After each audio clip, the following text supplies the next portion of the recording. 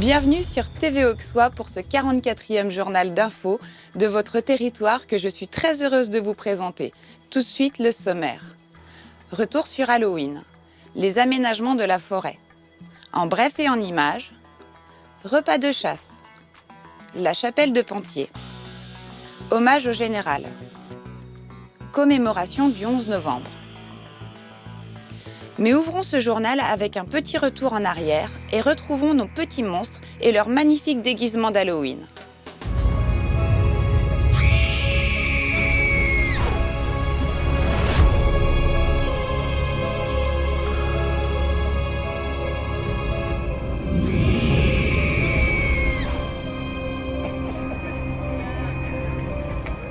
La soirée d'Halloween a rencontré à Bligny-sur-Ouche un vif succès. De nombreux enfants étaient au rendez-vous à la salle des fêtes pour participer au concours de déguisement. Hélas pour les caméras de TV Auxois, le manque flagrant de lumière durant la présentation de tous ces petits monstres a pénalisé notre reportage et certainement perturbé les membres du jury. Un peu plus d'organisation n'aurait pas nui à la réussite de cette fête.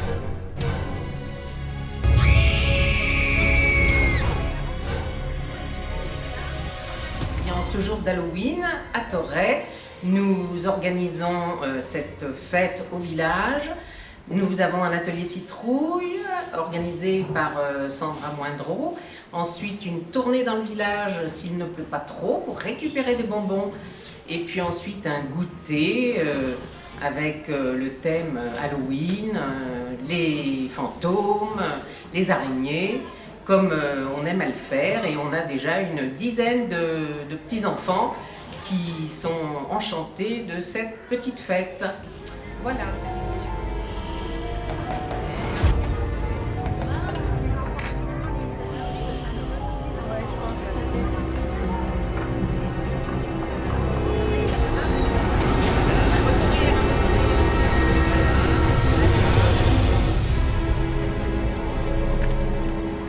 Les aménagements de la forêt du Bois Royal de Pierceau sont terminés.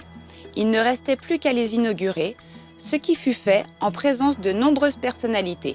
Nous sommes au cœur de la forêt de la communauté de communes à Détain et Bruant pour inaugurer les aménagements d'accueil du public du massif forestier de Bois Royal de Pierceau et du Pré de l'Aube.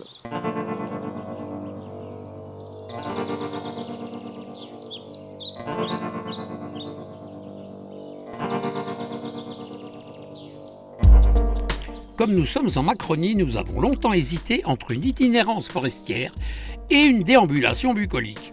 Finalement, nous avons opté pour une balade en forêt.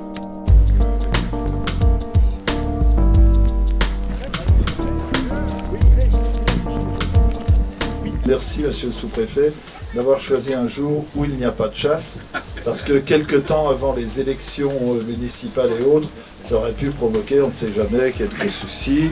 Alors, je voulais d'abord saluer deux collectivités qui sont à mon sens exemplaires dans ce travail-là. C'est la communauté de communes Gevrey-Chambertin-Nuit-Saint-Georges et la communauté de communes Pouilly-en-Ossois-Bligny-sur-Ouche. Je prends conscience aussi de ce travail de cohérence et de partenariat qui est fait, et c'est travailler les uns avec les autres et pas les uns contre les autres. Mais là, quel formidable modèle avec la convention que vous allez signer, qui montre qu'on peut faire des projets extrêmement intéressants et toujours aujourd'hui. Je vous remercie.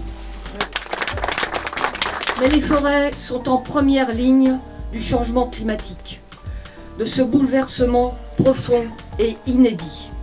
Les deux sécheresses consécutives de 2018 et de cette année ont accru la mortalité des arbres adultes et généré une crise sanitaire sans précédent.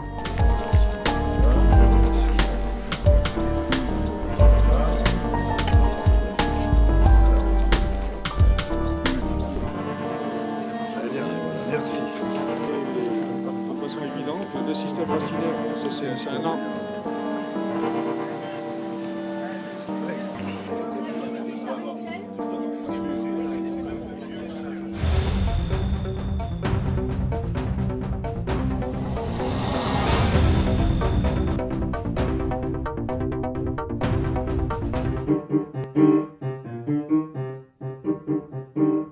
La Bibaude a pris ses quartiers d'hiver et attend au sec sa visite quinquennale pour pouvoir être déclarée apte à transporter des passagers durant la saison 2020.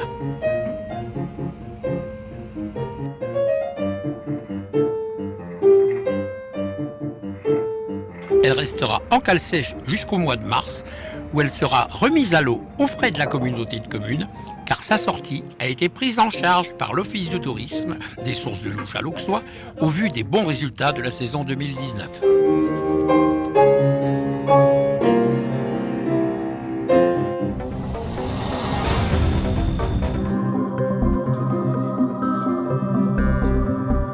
Une nouvelle fois, nos délégués communautaires étaient réunis à l'espace Gabriel Moulin de Bligny-sur-Rouge dans le but d'administrer au mieux notre territoire. Une nouvelle fois également, les sujets furent nombreux et parfois loin de faire l'unanimité. Mais le jeu de la démocratie veut qu'à chaque fois, ce soit la majorité qui l'emporte. Auparavant, notre sénateur LREM, François Patria, était venu, élection oblige, prêcher la bonne parole. En 2040, j'aurais sans doute rejoint les cycles infernales du carbone. Hein, très bien. Comme on dit au crématorium, j'aurais même pris ma dernière cuite. Hein. Bon, voilà.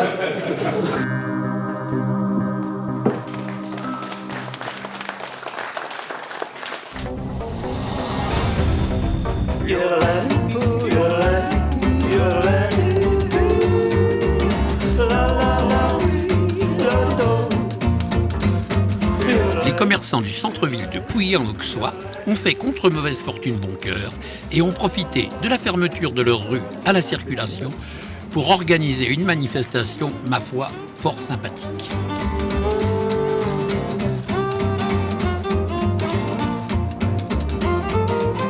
Nobody said this would be easy. Nobody even comes to see the state I'm in.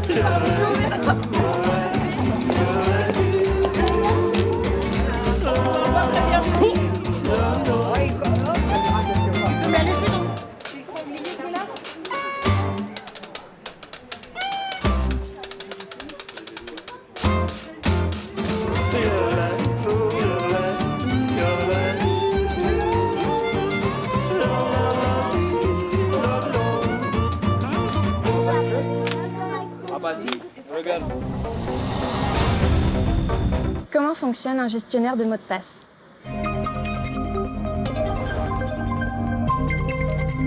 Tout le monde est confronté à la difficulté de retenir les nombreux mots de passe que l'on utilise quotidiennement sur ces différents comptes en ligne. Il y a des erreurs à ne pas commettre. Ne notez pas vos mots de passe sur un pense-bête que vous laisseriez à proximité de votre appareil. Ne les inscrivez pas dans votre messagerie ou dans un fichier non protégé de votre ordinateur. Ou encore dans votre téléphone mobile auquel une personne malveillante pourrait avoir accès. La solution est d'utiliser ce qu'on appelle un gestionnaire de mots de passe, outil sécurisé qui s'en chargera à votre place. Le seul mot de passe que vous aurez alors à retenir sera le mot de passe qui permet d'en ouvrir l'accès. Il existe des solutions gratuites ou payantes qui répondent à différents besoins. Vous pouvez, par exemple, utiliser le logiciel KeePass qui a obtenu un visa de sécurité. Plus d'informations sur la page d'accueil du site de Cybermalveillance.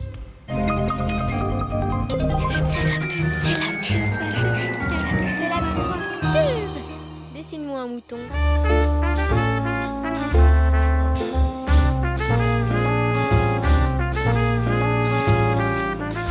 La viande, c'est du charolais. Charolais, d'accord, mais à des prix maxi marché.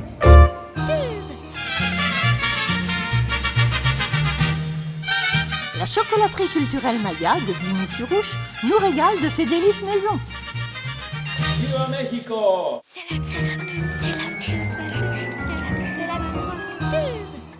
Ce sujet s'adresse aux gourmands en tout genre qui risquent de saliver un maximum en visionnant le reportage qui va suivre.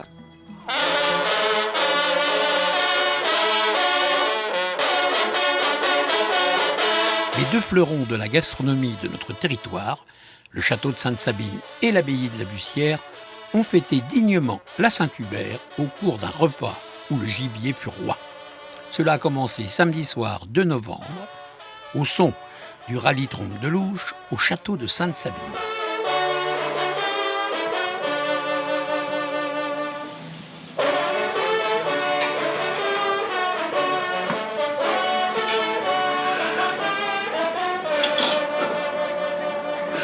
C'est du gibier, on a de la plume, on a du poil. Voilà, donc on commence avec la cuisse de lièvre sénateur couteau, donc en effiloché. Après j'ai fait une tourte gibier faisan, voilà, un truc gourmand. Et puis ensuite le perdreau, classique perdreau en vessie. Et puis on va finir par du chevreuil, voilà, la touche noble du menu.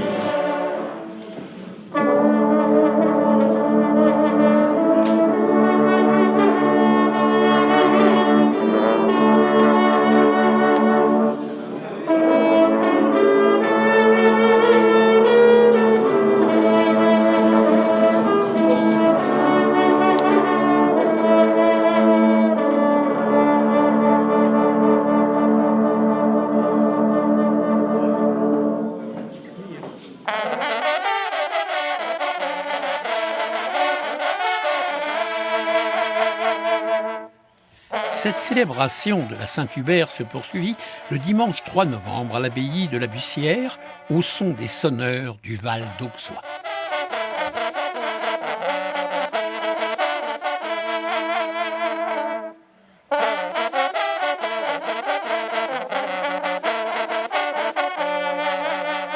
Aujourd'hui, pour moi, c'est une très belle journée parce que je mets mes deux passions en avant, la cuisine et la chasse.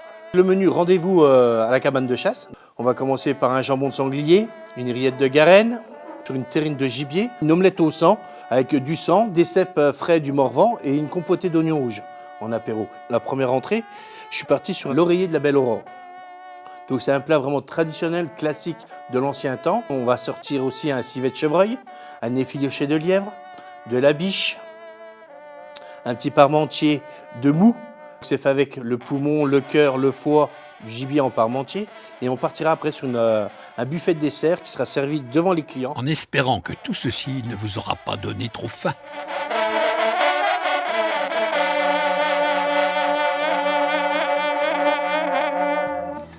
Un groupe de bénévoles courageux a décidé de sauver la chapelle de Pentier. TV Auxois ne pouvait que s'associer et aider cette initiative.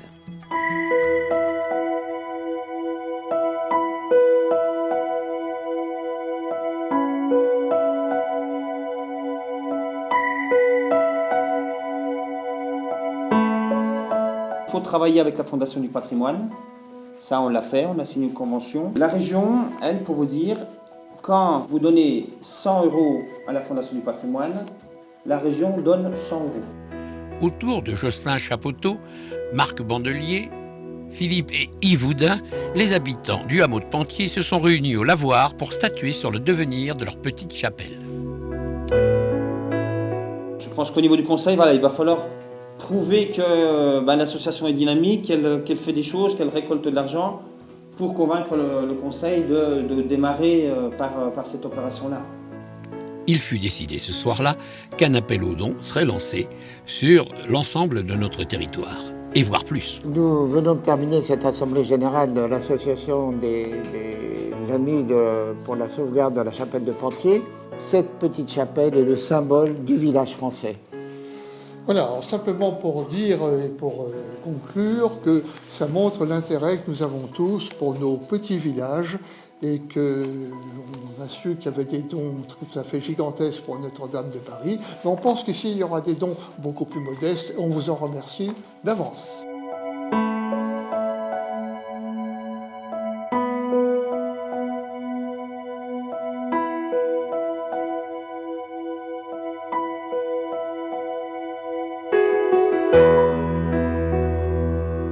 Et moi, en tant qu'ancien conservateur de Notre-Dame de Paris, je peux dire que ma cathédrale, c'est la chapelle de Pentier. Merci.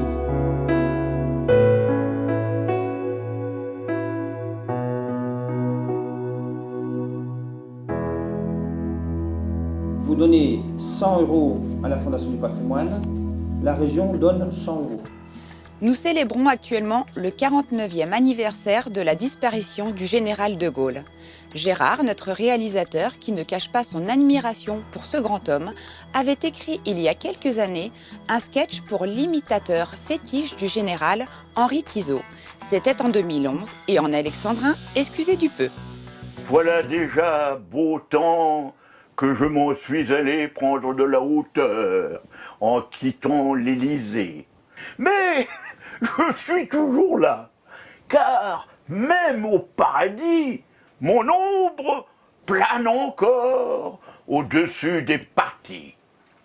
J'ai l'impression parfois que je suis en exil, un peu comme en 40 à Londres, chez Churchill, quand je fis le grand saut par-dessus le Chanel pour lancer mon message. Après le saut, l'appel. Autrefois, j'avais dit, ce qu'après moi je crains, ce n'est pas un grand vide, hélas, c'est le trop-plein. Oui, mais la France est prise de grandeur, à jouer de malchance avec mes successeurs. D'ailleurs, j'ai observé que notre République, concernant ces messieurs, a des goûts éclectiques. Elle alterne un grand homme, épris d'indépendance, avec un plus petit qui rêve de croissance. Après le grand de Gaulle, un petit Pompidou, 3 syllabes feutrées qui font juste un bruit doux. Un précurseur pourtant que ce fils de Bougna, instaurant malgré lui le premier quinquennat. Puis l'Auvergne enfanta un second président, celui qui célébrait la victoire en chuintant. On compare, je sais, mes mémoires de guerre à ces romans de gare. Et je n'apprécie guère. Arriva Mitterrand, avec la rose au poing, mais son programme, lui, ne l'était pas au point. Celui qui combattit ma fonction violemment, c'est lui qui l'occupa de loin le plus longtemps. Juste après lui, Chirac. C'est la farce tranquille qui étend son bazar hors de l'hôtel de ville. Lui, gaulliste en London. Ce gaulliste à 2 balles, ce gaulliste à 10 sous l'Assemblée nationale. Mais de moi jusqu'à lui, au moins, soyons bons princes, les présidents étant issus de la province savaient que c'est grâce aux vaches de ce pays que la France d'en haut fait son beurre à Neuilly. Par un référendum, moi qui fus désavoué, jugé de ma colère, avoir ainsi bafoué un peuple disant non à 60%, et à qui l'on répond « ce sera oui pourtant ». Moi, dans ce coffre-fort où Trichet s'enveloppe, je ne reconnais plus mon idée de l'Europe. N'ai-je donc résisté à la grande Amérique que pour voir s'installer une monnaie inique? De toi, pays brisé, pays martyrisé, beau pays outragé comme hypnotisé, j'attends un vrai sursaut. Et à ton président, j'adresse un seul message, Nicolas, charlatan. Refermons ce journal avec la commémoration du 11 novembre sur notre territoire. Je vous souhaite une bonne quinzaine à tous et espère vous retrouver pour la 45e édition sur TV Auxois. N'oubliez pas de partager. Bye bye.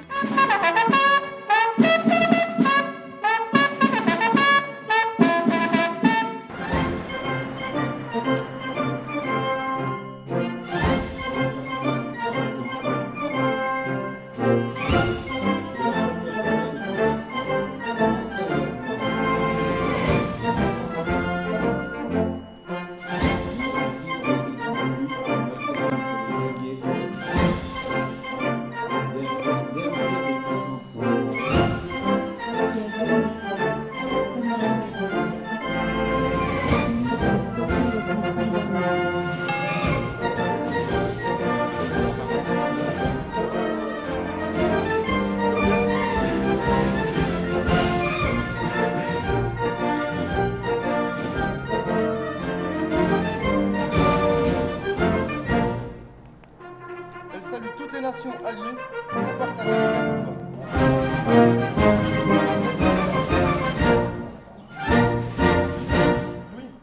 Aujourd'hui, nous inaugurons les travaux effectués autour du monument aux morts, une nouvelle place pour accueillir les habitants de Torrey-sur-Ouche. Le monument aux morts a été érigé en 1919 et terminé en septembre et inauguré le 9 novembre 1919. Donc ça fait pratiquement un siècle que ce monument est érigé à l'honneur des 14 soldats de Torrey-sur-Ouche qui sont tombés au champ de bataille. Où Clovis, Princet Eugène, Forêt Auguste, Gros Robert. J'ai fait des photocopies des délibérations faites par le conseil municipal de l'époque. Le 23 septembre 1919 a été élevé sur la place publique de Torrey, par les soins de la municipalité, un monument destiné à honorer la mémoire des 14 enfants de la commune tombés au champ d'honneur pendant la terrible guerre 14-18. L'inauguration a été faite le 9 novembre, il y a un siècle, sous la présidence de M. Bourdier, maire entouré de presque la totalité de la population.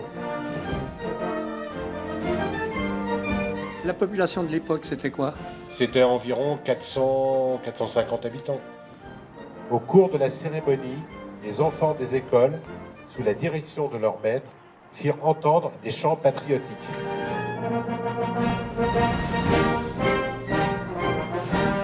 Oui, je suis venue pour rendre hommage aux personnes de la guerre, aux soldats de la guerre. Je suis venue pour lire un texte pour la guerre 14-18. Ma chère mère, par quel miracle suis-je sortie de cet enfer?